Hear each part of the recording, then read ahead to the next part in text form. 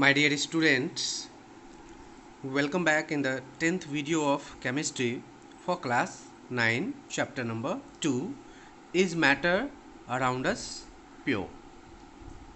In this topic we will study about the separation of cream from milk, that is by centrifugation technique. हम इसमें क्या पढ़ने जा रहे हैं? Separation of cream from milk, that how can we separate cream from milk. आप घर में भी देखते होंगे मिल्क से क्रीम निकालना या क्रीम से बटर निकालना और उस बटर से बाद में घी बनता है. तो किस टेक्निक से हम लोग ऐसा करते हैं?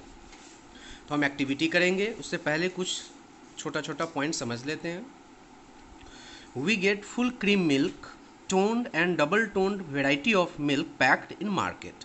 मार्केट में आप देखते होंगे फुल क्रीम मिल्क आता है, हाफ क्रीम मिल्क आता है, टोन्ड मिल्क आता है, डबल टोन्ड मिल्क आता है. मतलब मिल्क के बहुत सारे वेराइटीज़ आते हैं.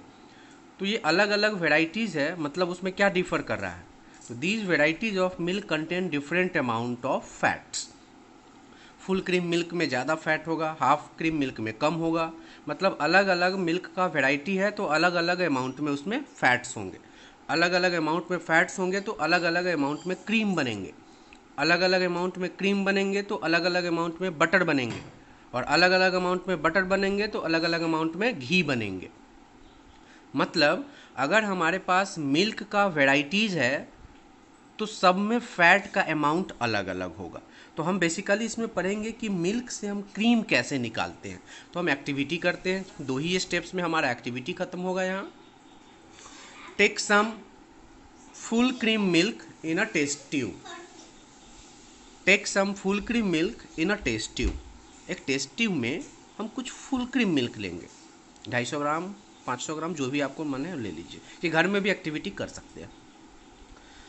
Centrifuge it by using centrifuging machine और मिल्क चर्नर.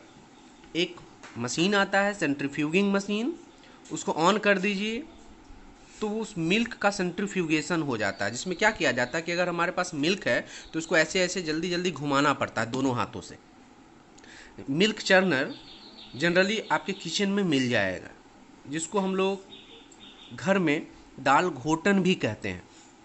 ये मिल्क चर्नर, इसको हम रैपिडली अगर घुमाते हैं मिल्क में तो मिल्क से क्रीम निकल आता है. अगर क्रीम में घुमाते हैं तो क्रीम से बटर निकल जाता है. तो ये एक्चुअली आप घर में भी देखते होंगे. अगर नहीं देखते हैं तो आप किचन में जाइए और ये खोजिए कि क्या आपके घर के किचन में ये मिल रहा है. ये ज़रूर मिलेगा.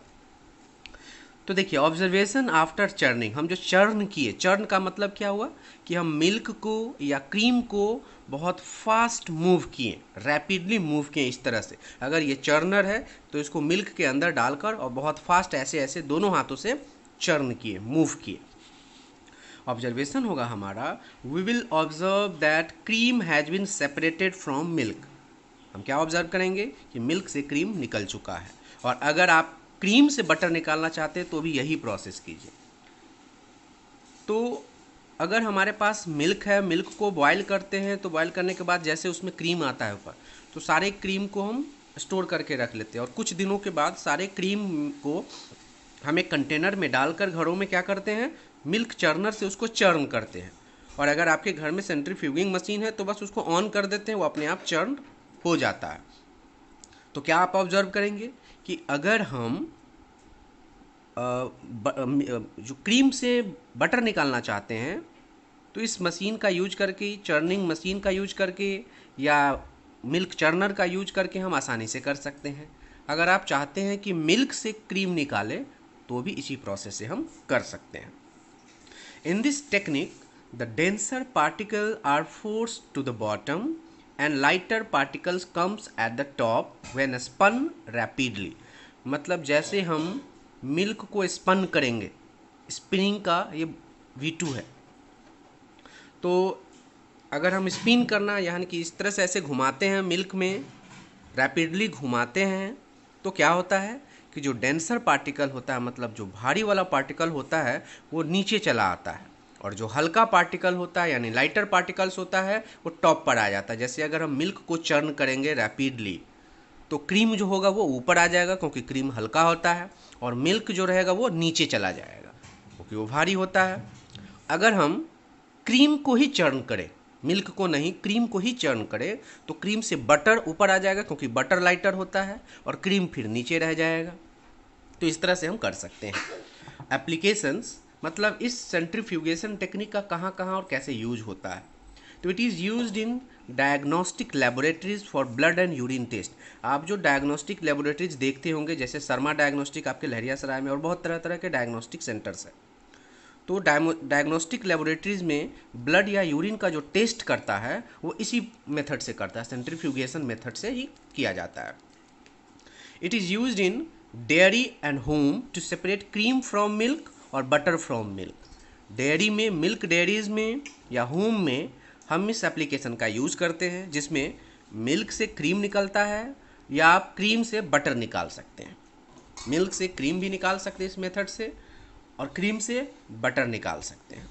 थर्ड में, it is used in washing machine to squeeze water from clothes. Washing machine में आप देखते होंगे कि जब पूरी तरीके से कपड़े धुल जाते हैं, तो जब कपड़े आप निकालते हो तो बहुत हद तक वो सूखा हुआ रहता है। उसके पीछे क्या रीज़न है कि जो कपड़े भीगे हुए हैं, तो वो जो वॉशिंग मशीन का जो मोटर चला, तो मोटर जैसे रन किया तो उस कपड़े को पूरी तरह से घुमाया, स्पिन किया रैपिडली, तो उस कपड़े के पानी को वो स्क्वीज कर लिया। पानी भारी होता है तो पानी नीचे रह जाता है, और कपड़ा हल्का हो गया वो ऊपर आ गया, तो पानी अलग हो जाता है और कपड़ा अलग हो जाता है। तो वॉशिंग मशीन में जो वाटर स्क्वीज करते हैं हम लोग, वो इसी मेथड से स्क्वीज करते हैं, सेंट्रीफ्यूगेशन टेक्निक का ही यूज करके करते हैं, जिसमें कपड़ा सूखने के बाद, कपड़ा जो रहता है वो पूरी तरह से पानी उसका नीचे चला आता है और कपड़ा ऊपर आ जाता है। तो कपड़ा ऊपर जब आ गया, क्योंकि कपड़ा हल्का हो जाता है और पानी भारी होता है, जिसके कारण पानी नीचे रह जाता है, तो पानी और कपड़े अलग अलग हो गए। और हम जब कपड़े निकालते हैं वॉशिंग मशीन से तो बहुत हद तक वो सूखा हुआ रहता है, क्योंकि उसमें पहले से ही पानी जो था वो सेंट्रीफ्यूगेशन टेक्निक से पानी अलग हो चुका है, कपड़े ऊपर आ चुके हैं। तो बेसिकली हम इस टेक्निक में क्या पढ़े कि हम अगर मिल्क से क्रीम निकालना चाहते हैं तो मिल्क